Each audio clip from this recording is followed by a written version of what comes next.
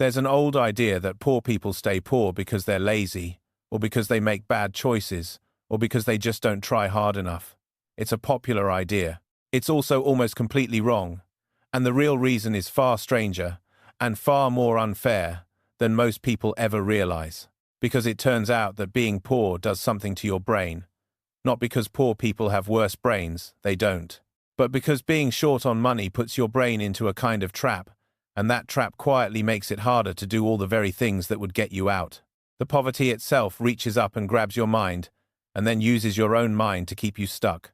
So the real question was never, why don't poor people just try harder? Most are trying harder than anyone.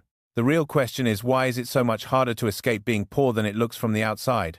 And once you understand the trap, you'll never look at being broke the same way again, and you'll probably be a lot kinder about it too. Let me show you the first part of the trap, and it's the cruelest one. Being poor uses up your brain. Imagine your mind has a certain amount of room in it. Room for thinking, focusing, planning, deciding. Now imagine that a big chunk of that room is being taken up, all day, every day, by one thing. Worry about money, how to make the rent, which bill to pay and which to let slide. What happens if the car breaks? How to stretch the food to the end of the week. It never switches off. It runs in the background of every single moment. That worry isn't free. It takes up real space in your head, space you can't use for anything else. Scientists actually measured this, and the result is stunning. They found that when people are deeply worried about money, their brains literally perform worse on thinking tests, not because they're less smart, but because so much of their mind is busy carrying the weight of the money problem. The worry was eating their brain power, leaving less for everything else. In one study, researchers looked at farmers who get paid once a year, after the harvest. Same farmers, same brains. But before the harvest, when money was tight and worry was high, they scored worse on thinking tests. After the harvest, when they had money and the worry lifted, the same farmers scored better. The only thing that changed was how much money stress was sitting on their minds. Poverty didn't make them less capable people. It temporarily ate the part of their brain they needed to climb out. Think about how unfair that is. The exact moment you most need to be sharp to plan, to make good choices, to find a way out, is the exact moment your brain has the least room to do it. Because the stress of being broke is hogging all the space. The trap doesn't just keep you poor. It steals the very tool you'd use to escape. Now here's the second part of the trap, and it's just as sneaky. When money is tight, your brain is forced to think only about right now. When you have enough money, you get to think about the future. You can plan for next year. You can wait for a better deal. You can make the smart long-term choice, because you have the room to. But when you're broke, the future is a luxury you can afford. You're not thinking about next year. You're thinking about today, because today is on fire. And a brain stuck thinking only about right now will make choices that look bad from the outside, but are actually completely sensible when you re-in the fire. Take the high-interest loan, because you need money today, and tomorrow's problem is tomorrow's problem. Buy the small cheap thing now, instead of saving for the better one. Because saving requires a future you can picture when you're drowning in the present. From the outside, someone with money looks at those choices and says, "That's foolish, why would they do that?" But they're not seeing the fire. They're judging a drowning person for not planning their swimming lessons. When you're underwater, you don't plan. You grab the nearest thing and hold on. That's not stupidity. That's survival. And survival mode, run long enough, keeps you exactly where you are. And now, the third part of the trap, and this one is, even in your head. It's real, hard math. Being poor is expensive. It literally costs more money to be poor than to be comfortable. This sounds backwards, so let me show you. When you have money, lots of things get cheaper. You can buy food in bulk, which costs less per meal. You can buy the well-made shoes that last 5 years instead of the cheap ones you replace every winter. You can pay your bills on time and avoid late fees. You can keep enough in the bank to dodge overdraft charges. You can fix the car before the small problem becomes a huge one. When you're poor, you can do almost none of that.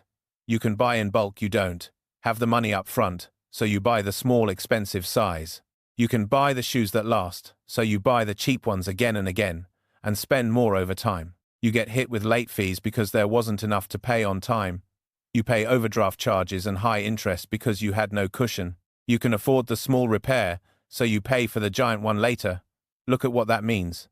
The poor person and the comfortable person buy the same shoes, the same food, the same car repairs over their lives, and the poor person pays more for all of it, simply because they couldn't pay up front. There's a name people use for this: the poverty tax. It's the extra money you get charged for the crime of not already having money. So now stack all three parts of the trap on top of each other and look at the whole thing. Being poor eats your brain power, so you have less ability to plan your way out. It forces you to think only about today, so you can make the long-term moves that build wealth. And it charges you more for everything, so even when you do everything right, you're paying a tax the comfortable never see. 3 traps, all pulling in the same direction, all making it harder to escape, and not one of them has anything to do with being lazy. That's the truth they, just lazy crowd never understands. It's not that poor people aren't trying. It's that they're running the same race as everyone else, except their shoes are tied together, there's a weight on their back, and they get charged extra at every checkpoint. And then someone on the sidelines, who started halfway to the finish line, yells at them to just run faster. So is there a way out? There is, but the first and most important step is the one we just took, and it's bigger than it sounds: seeing the trap for what it is. Because here, what the trap does best of all, it makes people blame themselves. The person stuck inside it often believes the lie that they just bad with money, or not smart enough, or not trying hard enough. And that shame eats even more of their brain power and pushes them deeper into the hole.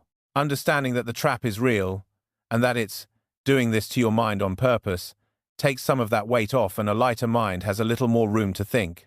And a little more room is exactly what you need to find the first foothold. The practical escape, when it happens, almost always works the same way. You have to create even a tiny bit of breathing room, and then protect it fiercely. A small cushion of saved money, even a little, does something powerful. It quiets the constant alarm. It gives your brain back some of the room the worry was stealing. It lets you start thinking about next month instead of just today. That little bit of space is where planning becomes possible again. And planning is the thing that builds the next bit of space, which builds the next. It's slow. It's not a magic trick. And anyone who promises you a fast escape is usually trying to sell you something that'll cost you a poverty tax.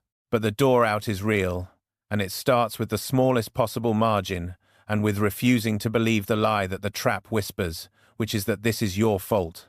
So the next time you hear someone say poor people are just lazy, or just bad with money, you'll know the truth. It was never laziness. It was a trap, one that eats your brain, steals your future, and charges you extra for the privilege. A trap so well built that it convinces the people caught in it that they built it themselves. Most people stuck in it are working harder than the people judging them. They're just doing it with their shoes tied together. And the first step out is trying harder. It's finally seeing the rope.